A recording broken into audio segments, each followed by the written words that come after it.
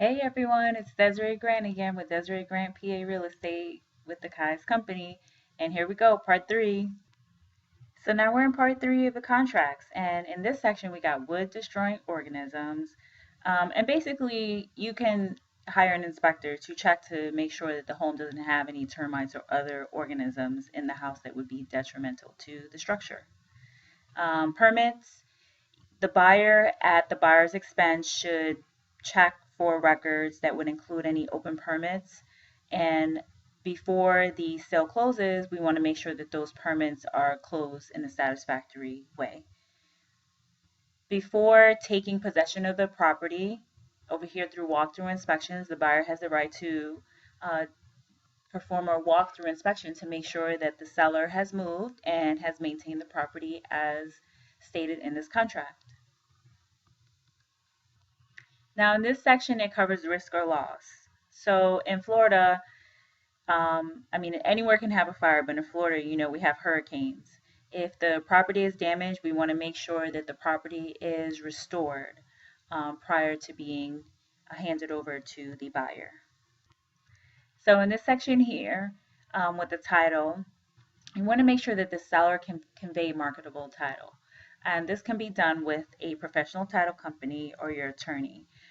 They will issue the title insurance commitment and existing abstract, which means that they will research the property via previous abstracts and continue it on to the new purchaser. Title examination and survey. This is all done in order by your title company or your attorney. We want to make sure we know where the property lines lie, if applicable. And so in this section, we want to know what the effective dates and times are. So this spells out whether we're using business days, calendar days. We want to know what the effective date of the contract is. That could be important at another time. Also, we want to make sure that all notices are conducted in writing. So in this day and age, a lot of us use email. We can also sign addendums or additions to this agreement, but we want to make sure that everything is in writing. We also want to let the buyer and seller know that this is the complete agreement. So if it's not in this agreement, um, it cannot be enforced.